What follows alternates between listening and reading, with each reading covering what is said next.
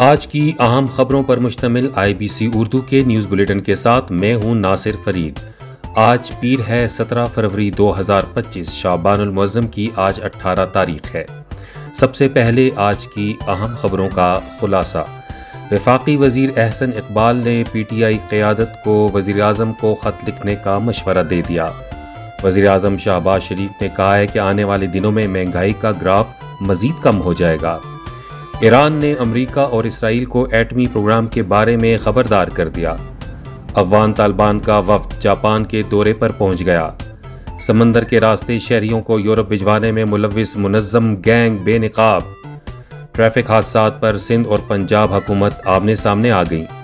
चीन को सिंध में इलेक्ट्रिक गाड़ियों का मैन्युफैक्चरिंग प्लांट कायम करने की दावत। मुल्क में तेज़ बारिश और पहाड़ों पर बर्फबारी का इम्कान।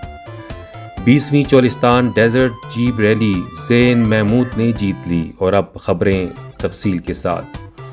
वफाकी वज़ीर एहसन इकबाल ने PTI क़यादत को वज़ीर आज़म को ख़त लिखने का मशवरा दे दिया।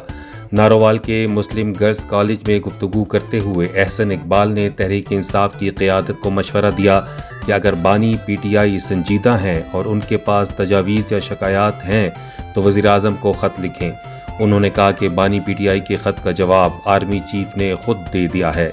जो भी सियासी मामलात हों उनका मरकज़ी डाकखाना वज़ीर आज़म का दफ्तर होता है। एहसन इकबाल का कहना था कि बानी PTI बार बार आर्मी चीफ को ख़त लिखकर फ़ौज को सियासत में शामिल करना चाहते हैं। वज़ीर आज़म शहबाज शरीफ ने कहा है कि महंगाई की शरह सिंगल डिजिट पर आ गई है और बैंकों का मार्कअप रेट बेहतर हुआ है। आने वाले दिनों में महंगाई का ग्राफ मज़ीद कम होगा। हुकूमत ने बेहतरी के लिए इक़दाम किए और सिफारशी कल्चर को ख़त्म करने की कोशिश की। मईशत को ठीक करने के लिए भी दिन रात मेहनत की है, लेकिन अभी मज़ीद मेहनत दरकार है। वज़ीर आज़म ने मज़ीद कहा कि सियासी झगड़ों से नफ़रत फैलती है और जो मुल्क के लिए नुकसानदेह है। PTI के दौर में नफ़रत का कल्चर परवान चढ़ा जिसने मुल्क को बहुत ज़्यादा नुकसान पहुँचाया। ईरान ने अमेरिका और इसराइल की जानिब से एटमी प्रोग्राम से मुतल्लिक दिए गए बयान पर दोनों ममालिक को खबरदार कर दिया। ईरानी वज़ारत ख़ारजा की जानिब से जारी बयान में कहा गया है कि ईरान ने अपने एटमी प्रोग्राम का दिफा किया है और वो इस दिफा को जारी रखने में किसी किस्म की हिचकिचाहट का शिकार नहीं होगा। तर्जुमान ने कहा कि अगर ईरान का पुरअमन एटमी प्रोग्राम जारी है और ये 3 दहाइयों से पुरअमन है, जबकि NPT मेंबर होने की बुनियाद पर ईरान को ये हक़ हासिल है कि वो किसी भी हाल में अपने एटमी प्रोग्राम पर कोई कमज़ोरी ना दिखाए। इतवार को इसराइली वज़ीर आज़म नेतन्याहू ने अमरीकी वज़ीर ख़ारजा से मुलाकात के बाद कहा था कि अमरीका और इसराइल ईरान के एटमी मकासद को रोकने के लिए पुरअज़्म है, जबकि अमरीकी वज़ीर ख़ारजा का कहना था कि हर दहशतगर्द ग्रुप के पीछे, हर तशद्दुद के पीछे, हर अदम इस्तेहकाम की सरगर्मी के पीछे और ख़ित्ते में करोड़ों लोगों के अमन को लाहक ख़तरे के पीछे ईरानी रियासत है। अफगान तालिबान का वफ़द पहली बार ख़ित्ते से बाहर जापान के दौरे पर पहुँच गया। अफगान वफ़द हफ्ते के रोज़ काबुल से रवाना हुआ। एक हफ्ते के दौरे के लिए अफगान वफ़द में आला तालीम, खारजा उमूर और मईशत की वजारतों के हुक्काम शामिल हैं। तालिबान वफ़द इंसानी इमदाद के हुसूल पर बात करेगा और मुमकिना तौर पर जापानी हुक्काम के साथ सफारती ताल्लुकात पर भी बातचीत होगी। अफगान नायब वज़ीर मईशत लतीफ़ नज़ीरी ने कहा है कि अफ़गानिस्तान आलमी बरादरी का फ़ाल रुकन बनने के लिए बावकार ताल्लुकात का ख्वाह है।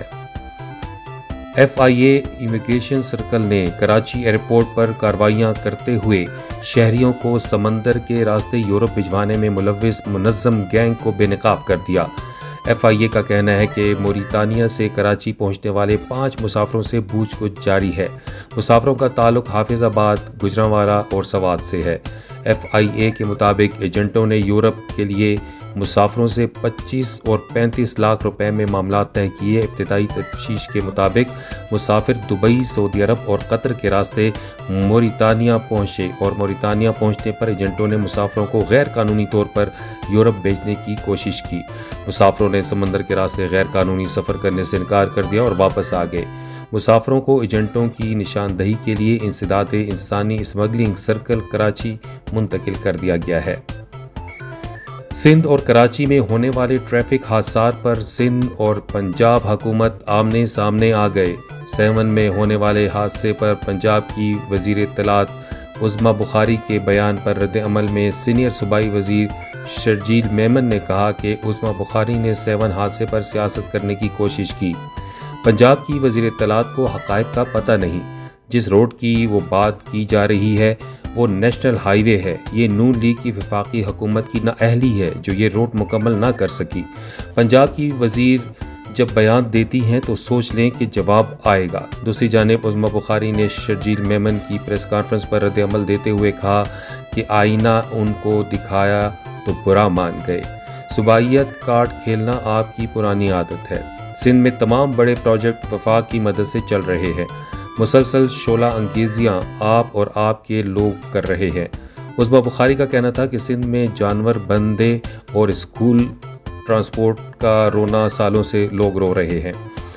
अपनी हुकूमत की 16 साल की कारकर्दगी और मरियम नवाज की 1 साल की कारकर्दगी का जब दिल चाहे मुआयना कर लें। जो जमात 16 साल से कराची का कचरा नहीं उठा सकी वो हमें लेक्चर न दे। अगर आपको कभी सफाई और खूबसूरत सड़कें देखने का शौक़ हो तो लाजमी लाहौर का चक्कर लगाएं। सिंध के वज़ीर ट्रांसपोर्ट शर्जील मेमन ने चीनी वफ़द को सिंध में इलेक्ट्रिक गाड़ियां और उनका मैन्युफैक्चर प्लांट कायम करने की दावत दे दी है, जिस पर चीनी वफ़द ने सरमायाकारी में दिलचस्पी का इजहार किया है। चीनी सरमायाकारों से मुलाकात में सिंध के सीनियर वज़ीर ने कहा कि सूबे में बंदरगाहें, बढ़ता हुआ रोड नेटवर्क और बड़े पैमाने पर अफरादी क़ुव्वत है। मुस्तक़बिल इलेक्ट्रिक गाड़ियों का है और सिंध इस तब्दीली में किरदार अदा करने को तैयार है।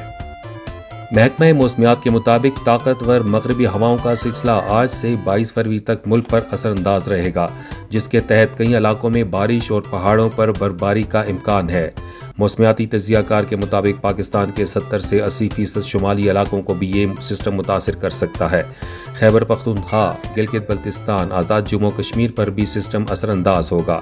सिस्टम से पहाड़ों पर बर्फबारी और कई इलाकों में दरमियानी से तेज़ बारिश का इम्कान है। मौसमियाती तज्ज़ियाकार का कहना है कि सिंध में इस सिस्टम से फ़िलहाल बारिश का इम्कान नहीं, ताहम बलूचिस्तान में इस सिस्टम के ज़ेर असर अच्छी बारिशें होने का इम्कान है। कोयटा, ज़ियारत जोब, किला सैफुल्ला और खुजदार में पहाड़ों पर बर्फबारी का इम्कान है। मगरबी हवाओं का सिस्टम गवादर, पस्तनी, तुरबत और ओमाड़ा में हल्की से दरमियानी बारिश बरसा सकता है। बलूचिस्तान में कहीं कहीं बर्फबारी का भी इम्कान है। पंजाब के कई इलाकों में 19 से 21 फरवरी के दौरान अच्छी बारिश का इम्कान है। जनूबी और वस्ती पंजाब में बारिशों के 2 से 3 स्पेल होने का इम्कान है, जबकि चंद मकामात पर जालाबारी भी हो सकती है। इस्लामाबाद और गिरदोनवा में भी बारिशों के 2 से 3 स्पेल आ सकते हैं, जबकि कराची में मगरबी हवाओं के बाइस खुश्क और गर्दालूद मौसम से रिलीफ मिलेगा। इस सिस्टम के रुखसत होने के बाद सर्दी की लहर शुमाली इलाकों पर असरअंदाज हो सकती है। इस सिस्टम के तहत सक्खर, लाड़काना और जैकबाबाद में भी बूंदाबांदी या हल्की बारिश हो सकती है, ताहम कराची में इस सिस्टम से बारिश का कोई इम्कान नहीं है। 20वीं Cholistan desert jeep rally Zain Mahmood ने जीत ली। साबिक चैंपियन नादर मक्सी दूसरे नंबर पर रहे, जबकि मीर जाफर मक्सी तीसरे और साहबजादा सुल्तान चौथे नंबर पर रहे। खवातीन की प्रीपेयर्ड कैटेगरी में भी ज़बरदस्त मुकाबला देखने में आया। तीना पटेल ने सलमा मरवत को शिकस्त देकर पहली पोजीशन हासिल की। तकरीब तकसीम इनामात के मेहमान ख़ुसूसी पंजाब के वज़ीर आपाशी कासिम अली पीरज़ादा ने कहा, जीप रैली की वजह से सहरा में रौनकें लगी हुई हैं। मुनाफरत फैलाने वालों के बनाए गए माहौल पर बहुत मुश्किल से काबू पाया है। सूबाई वज़ीर का कहना था कि मुल्की और गैर मुल्की रेसर्स इस वक्त दुनिया की सरखेज़ तरीन धरती पर मौजूद हैं। चोलिस्तान जीप रैली से पाकिस्तान का बैनुल अक़वामी तौर पर अच्छा इमेज जा रहा है। आज तक के लिए इतना ही। कल मज़ीद ख़बरों के साथ आपकी खिदमत में दोबारा हाजिर होंगे। तब तक के लिए दीजिए इजाज़त। अल्लाह हाफ़िज़।